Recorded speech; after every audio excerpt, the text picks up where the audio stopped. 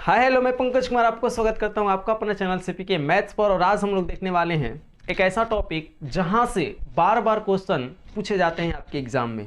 और ये जो टॉपिक है प्रायिकता का है। प्रायिकता के कुछ ऐसे क्वेश्चनों पर आज हम लोग ध्यान देंगे जहां से या जो क्वेश्चन रिपीट किया है आपके क्वेश्चन बैंक में, और लघु उत्तरीय और दीर्घ उत्तरीय ये जो प्रश्न है, ऑब्जेक्टिव आज नहीं, लघु उत्तरीय और दीर्घ उत्तरीय पर हम लोग देखने वाले प्रायिकता से पूछे जाने वाले प्रश्न। तो चलिए पहला प्रश्न है। पहला प्रश्न आपको यहाँ पर कुछ ईयर दे दिए, 2012 में पूछा, 2013 में पूछा, 2015 में पूछा, 2017 में पूछा, 2019 में भी पूछा ये क्वेश्चन। अब बहुत आसान, वो भी 5 नंबर का पूछा है। कितने नंबर का पूछा है? 5 नंबर का पूछा है। तो इसे अच्छे से गौर से देखने को प्रयास करना, कोशिश करना। बहुत आसान क्वेश्चन है। सॉल्यूशन हम लोग करेंगे तैयार। पहले पढ़ लेते हैं क्वेश्चन। क्वेश्चन कहा कि दो बच्चे हैं, एक का नाम ए है और एक का नाम बी है। दो लड़के हैं, दो व्यक्ति हैं, एक का नाम क्या है भाई? ए है और एक का नाम क्या है भाई? बी है। दो व्यक्ति हैं। पहला व्यक्ति 60% झूठ सत्य बोलता है। पहला व्यक्ति कितना परसेंट सत्य बोलता है? 60%। दूसरा व्यक्ति 90% सत्य बोलता है। दूसरा व्यक्ति कितना परसेंट सत्य बोलता है? 90%। ध्यान दीजिएगा, पहला व्यक्ति कितना परसेंट सत्य बोलता है? 60%। दूसरा व्यक्ति कितने परसेंट सत्य बोलता है? 90%। जरा गौर कीजिए, मान लीजिए पहला व्यक्ति का नाम राम है, दूसरा व्यक्ति का नाम श्याम है। बहुत आसान क्वेश्चन है, मेरे बातों को समझिए। आप 5 नंबर ले लेंगे। अगर आपके एग्जाम में आया तो आप 100% की गारंटी दे रहे हैं आपको, आप लिख लीजिएगा अगर अच्छे से समझिएगा तो। क्योंकि देखो हम उस तरीके से समझा रहे हैं जैसे कि आपके साथ हुआ हो, ऐसा आप कोशिश कीजिए समझने का। जैसे मान लीजिए दो लड़के हैं, एक राम है एक श्याम है, आपके मोहल्ले के हैं। राम क्या करता है कि 60% सत्य बोलता है। तो तुम ही बताओ, राम जब 60% सत्य बोलता है तो परसेंट का मतलब होता है 100, यानी कि 40% वो असत्य बोलेगा। असत्य कितना परसेंट बोलेगा? 40%। और श्याम जो है वो 90% सत्य बोलता है, तो असत्य कितना बोलेगा? 10%। यही हमें ध्यान देने हैं। हमें लिखने पड़ेंगे, क्वेश्चन में लिखने पड़ेंगे प्रश्न से ए 60% सत्य बोलता है। ए कितना परसेंट सत्य बोलता है? 60% सत्य बोलता है।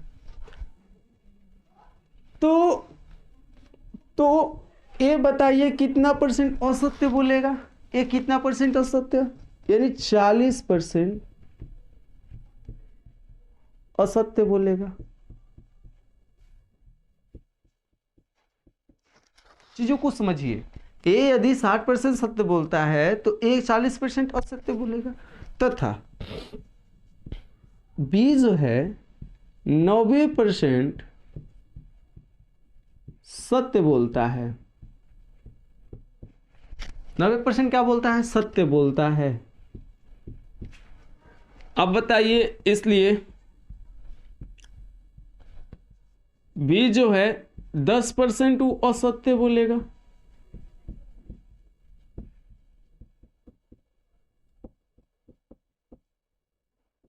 जाहिर सी बात है, ये तो नॉर्मल कॉमन सेंस की बात है कि अगर वो 60% ए सत्य बोल रहा है तो ए झूठ कितना बोलेगा? 40%। बी 90% सत्य बोल रहा है तो बी झूठ कितना बोलेगा? 10%। अब देखिए हमें क्या करने, हमें क्या ज्ञात करने? विरोधाभास। ध्यान दीजिएगा थोड़ा सा, इसके नीचे अब लिखेंगे हम लोग विरोधाभास। विरोधाभास करने का मतलब क्या होता है? विरोधाभास करने का मतलब ये होता है कि यदि ए सत्य बोले तो बी को झूठ बोलना है। विरोध करना, बातों को विरोध करना। अगर एक पर्सन सत्य बोले तो एक पर्सन झूठ बोले, एक पर्सन झूठ बोले तो एक पर्सन सत्य बोले। विरोधाभास का मतलब होता है। तो हम लिखेंगे, चूंकि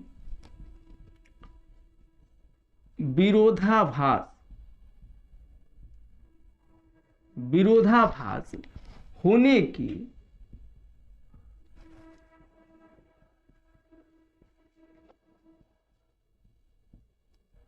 प्रायिकता बराबर, प्रायिकता प्रतिशतता नहीं, देखिए पूछा है प्रतिशतता, तो प्रतिशतता और प्रायिकता में हम अंतर बताएंगे आपको। विरोधाभास होने की प्रायिकता बराबर, विरोधाभास होने की प्रायिकता बराबर। आप ही बताइए, यदि ये जो है वो 60% सत्य बोल रहा है, 60% सत्य बोल रहा है, तो इसको विरोध करने वाला जो बी है वो अब असत्य बोलेगा। कितना परसेंट? 10%। जोड़ा जाएगा। इसके ए के सत्य को और बी के असत्य को गुणा करके जोड़ा जाएगा। ए के असत्य यानी 40% अगर असत्य बोलता है, यह 40% असत्य बोलता है, तो बी सत्य कितना बोलेगा? 90%। अब ये दोनों को हल कर दीजिए, आपके आंसर आपके पास है। ध्यान दीजिए, दो केसेस बन रहे हैं। यदि ए सत्य बोलेगा, ए अगर सत्य बोलेगा तो बी झूठ, विरोधाभास तब होगा। ए अगर झूठ बोलेगा तो बी सत्य, यानी 60% सत्य है, 40% असत्य, 90% सत्य है बी का और 10% असत्य है। अब इसको हम लोग हल कर लेंगे। जैसे 60% को आप 60/100 लिख दोगे, 10% को 10/100 लिख लोगे, 40% को 40/100, 90% को 90/100। जीरो से जीरो खत्म करो, ये जीरो से खत्म, ये जीरो से खत्म, ये जीरो से, ये जीरो से। आप बताइए 6 में 1 से गुणा होगा 6, 10 में 10 होगा 100, प्लस 4 में 9 से 9 चौका 36 और 10 में 10 से 10 ना हमें 100। ये हो जाएगा बाबू 100 और 36 से 6 42 होता है, 42/100। ये देखिए, इसको अगर कटाइएगा तो ये हो जाएगा 21/50। यहाँ लिख लेते हैं, ये हो जाएगा यहाँ शेष भाग। चाहे हटाइए ना, यहाँ पर अगर हम लिखते हैं, यहाँ से आइए यहाँ पर, तो क्या हो जाएगा 21/50 जब कटाइएगा तब। तो ये आपके प्रायिकता हुए, इसलिए प्रतिशतता बराबर, हमें प्रतिशतता बताना है। प्रतिशतता का मतलब होता है प्रतिशत में मान, तो प्रतिशत में बदलने के लिए हमें 100 से गुणा करना पड़ेगा। ये 50 दूना 100 हो जाएगा, 21 दूना 42% हमारा आंसर। तो आप इसे स्क्रीनशॉट कीजिए जल्दी से। और हम क्या करेंगे, एक और क्वेश्चन को हम लोग देखते हैं, बेहतरीन क्वेश्चन को जो आपके एग्जाम में पूछता है। आपके एग्जाम में माध्य प्रसरण से भी क्वेश्चन आता है। अब ये जो क्वेश्चन हम लिए हैं वो 2020 का क्वेश्चन है और इम्पॉर्टेंट है। अब हम लोग इसका सॉल्यूशन तैयार करेंगे। सॉल्यूशन, तो सॉल्यूशन में लिखेंगे क्या क्या दिया है हमारे पास, क्या क्या दिया है। माध्य बराबर, प्रश्न से लिख लेते हैं। माध्य बराबर क्या है? माध्य बराबर क्या है? 9। माध्य बराबर 9 और प्रसरण का मान कितना दिया है? प्रसरण का मान दिया है 6। अब देखिए, माध्य का एक फॉर्मूला होता है। क्या होता है? चूंकि माध्य बराबर एनपी होता है। एनपी माध्य बराबर क्या होता है? एनपी। तो माध्य का मान कितना दिया? 9 बराबर क्या हो जाएगा? एनपी। इसे मान लेंगे इक्वेशन नंबर फर्स्ट। अब देखिए, एक प्रसरण का फॉर्मूला होता है। प्रसरण का क्या फॉर्मूला होता है बाबू? चूंकि प्रसरण बराबर एनपी क्यू होता है। प्रसरण बराबर क्या होता है? एनपी क्यू होता है। तो प्रसरण का मान कितना दिया है? 6। प्रसरण का मान कितना दिया है? 6। प्रसरण का मान 6 दिया है और माध्य का मान कितना दिया? 9। तो प्रसरण बराबर क्या लिखेंगे? 6 बराबर एनपी क्यू। इसको मान लेंगे इक्वेशन नंबर 2। बहुत आसान क्वेश्चन है। अब हम लोग क्या करेंगे, ध्यान दीजिएगा। माध्य का फॉर्मूला क्या होता है? माध्य बराबर एनपी, प्रसरण बराबर एनपी क्यू होता है। अब देखिए, अब हम लोग क्या करेंगे, समीकरण 2 में समीकरण 1 का मान रखने पर जब मान रखेंगे तो क्या होगा, जरा ध्यान दो। समीकरण 2 में एनपी का मान कितना है? 9। तो हम एनपी के जगह 9 रखेंगे तो क्या होगा, ध्यान दो ना। 6 बराबर एनपी के जगह 9 इंटू क्यू। एनपी के जगह देखो, एनपी के जगह क्या रख देंगे? 9। समीकरण 2 में, समझ रहे हो ना, समीकरण 2 में रखने एनपी के बराबर 9। तो इसलिए क्यू बराबर क्या हो जाएंगे? इसलिए क्यू बराबर 6/9, यानी कहने के मतलब 2 3 6 और 3 3 9, यानी कि 2/3 हो जाएगा। ये क्यू का मान होता। किसका मान होगा बाबू? क्यू। अब एक फॉर्मूला होता है, चूंकि P बराबर 1 - Q होता है। देखिए ये कोई घटना होता है, पी कोई घटना होता है, और क्यू जो होता है वो घटना नहीं होती है, निगेटिव होता है। That means P plus P dash पढ़े हैं वैसे ही, पी बराबर 1 माइनस क्या होता है क्यू।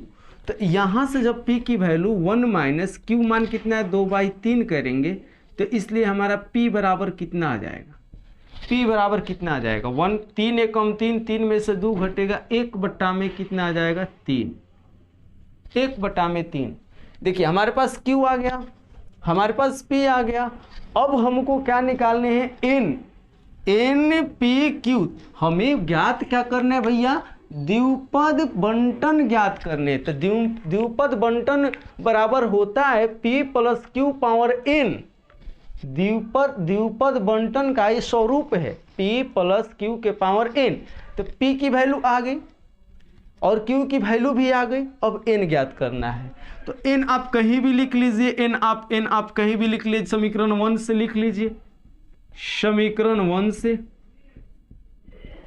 से 1 क्या है आपका 9 बराबर N P, यहाँ से 9 बराबर N की जगह N, और P की वैल्यू कितने लाए हैं आप, P बराबर 1/3। अब बताइए N बराबर क्या हो जाएगा, इसलिए N बराबर 27। N बराबर कितना आ गया बाबू, 27 आ गया। अब तो आसान है, अब तो इतना ही बन जाएगा। अब इतना ही में अब लिखेंगे हम लोग द्विपद बंटन। द्विपद बंटन क्या होता है भैया, P plus Q power N, P plus Q power N, द्विपद बंटन। अब देखिए P की वैल्यू कितनी है, तो P की वैल्यू 1/3 है, लिख लेंगे 1/3, प्लस Q की वैल्यू कितनी है बाबू, Q की वैल्यू 2/3 है, लिख लेंगे 2/3, पावर में N कितना 27 है, तो हमारा आंसर है। तो द्विपद बंटन है, गुणा जोड़ना नहीं है, पावर नहीं, उसके स्वरूप में, उसके रूप में लिखना है। द्विपद बंटन ज्ञात करना है, बंटन का मतलब होता है सारणी। आई होप ये समझ में आ। चलिए नेक्स्ट क्वेश्चन देखते हैं, बहुत ही इंपॉर्टेंट और खास क्वेश्चन है। अभी हम लोग एक ऐसा क्वेश्चन देखने जा रहे हैं जो बहुत ही इंपॉर्टेंट है, बहुत ज़्यादा इंपॉर्टेंट है।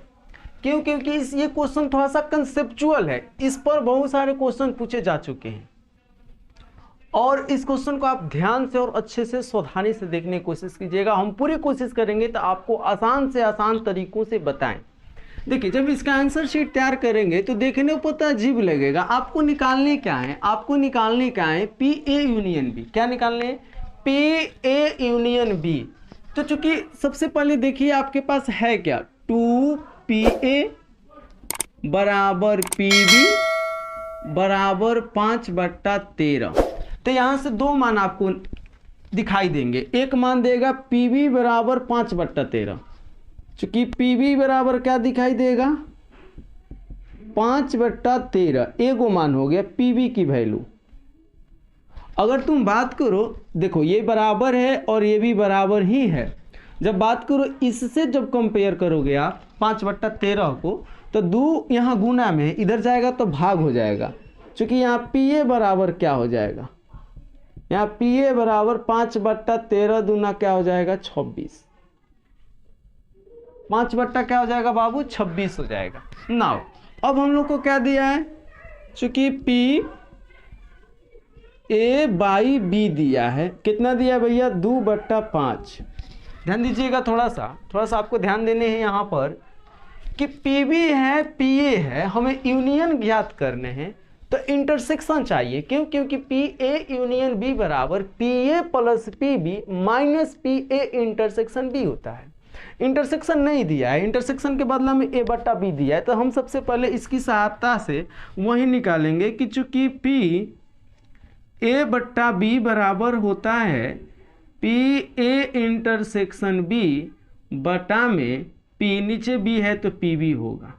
अब वैल्यू रखेंगे हम यहाँ पर, एकदम झट से आंसर ला देंगे हम। PA/B का मान कितना दिया भैया, 2/5। A/B का मान 2/5 बराबर, इंटरसेक्शन का मान तो निकालने हैं, PA इंटरसेक्शन B बटा पीवी का मान कितना दिया है, तो पीवी का मान दिया है 5/13, 5/13।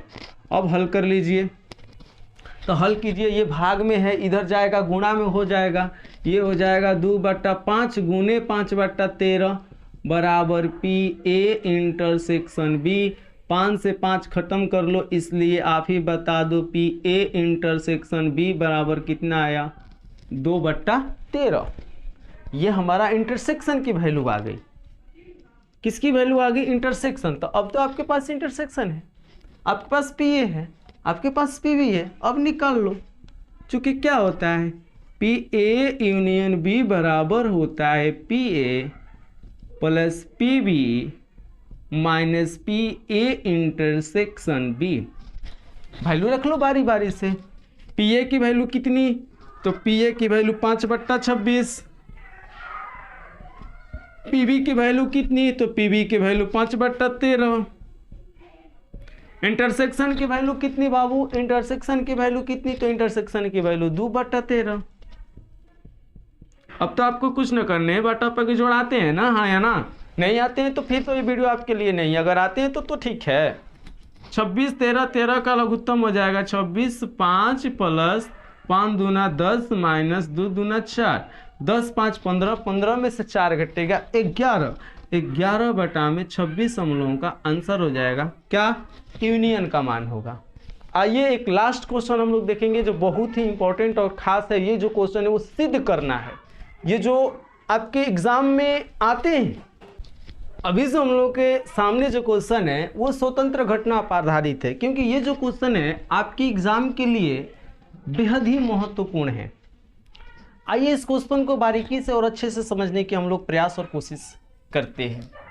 यहाँ देखिए, स्वतंत्र घटना में एक बातें ध्यान दीजिए, अगर कोई भी समुच्चय या कोई भी हमारी घटना स्वतंत्र हो सकती है, कब, जब उसका इंटरसेक्शन उसके गुणनफल के यानी P A into P B के बराबर होगा तब। यानी कि मेरा कहने का मतलब है कि स्वतंत्र घटना के लिए हमें इंटरसेक्शन का निकालना जरूरी है। तो जब हम सॉल्यूशन करेंगे तो हम लोग देखेंगे कि हमारे पास पी ए है, हमारे पास पी बी है, लेकिन हमारे पास यूनियन है, न कि इंटरसेक्शन है। तो सबसे पहले हम लोग इंटरसेक्शन निकालेंगे, पी ए, चूंकि पी ए इंटरसेक्शन बी बराबर, तो पी ए इंटरसेक्शन बी बराबर होता है P A plus P B minus P A union B होता है। अब देखिए पी ए, यहाँ पर हम पी ए की वैल्यू लिखेंगे, तो पी ए की वैल्यू क्या है मेरे बाबू, 1/4, पी बी की वैल्यू 1/3 माइनस यूनियन की वैल्यू 1/2। अब बटा पर के जोड़ घटाव कर लिए, 4 3 2 का लघुत्तम 12 होगा। कितना होगा, 12 होगा। जब 12 होगा तो ये हो जाएगा 3 और प्लस ये हो जाएगा 4 माइनस ये हो जाएगा 6। ठीक है, तो 4 3 7, 7 में से 6 घटेगा, 1/12 हुआ। अब क्या करो तुम, अब क्या करो, P A into P B निकाल दो। तो पी ए आपके पास क्या है, 1/4, क्या है 1/4 गुने पी बी क्या है आपके पास 1/3, 1/3 यानी 1/12। यहाँ आप क्या देख रहे हैं, यहाँ आप क्या देख रहे हैं, यहाँ आप देख रहे हैं कि P जो A इंटरसेक्शन B है, P जो A इंटरसेक्शन B है वो PA इंटू PB के बराबर है, PA इंटू PB के क्या है, बराबर है। जब बराबर है तो हम लोग क्या कहेंगे, हम लोग कहेंगे कि A एवं B क्या होंगे, स्वतंत्र घटनाएं होगी। हम लोग क्या कर लेंगे, प्रूफ। ये हम लोग प्रूफ करना था। और भी ऑब्जेक्टिव के बहुत सारे प्रायिकता के वीडियो हैं, सबको देखिए, आप चैनल पर मौजूद है। एक लिस्ट ही है प्रायिकता के और सब्जेक्टिव क्वेश्चनों का, क्रैश कोर्स हम पढ़ाए हैं और पढ़ा रहे हैं हर रोज रात्रि के 8 बजे। और उस क्लास को जो ज्वाइन कीजिए। फिर मिलता है आपसे अगले वीडियो में, तब तक के बाय, बेस्ट ऑफ लक, जय हिंद।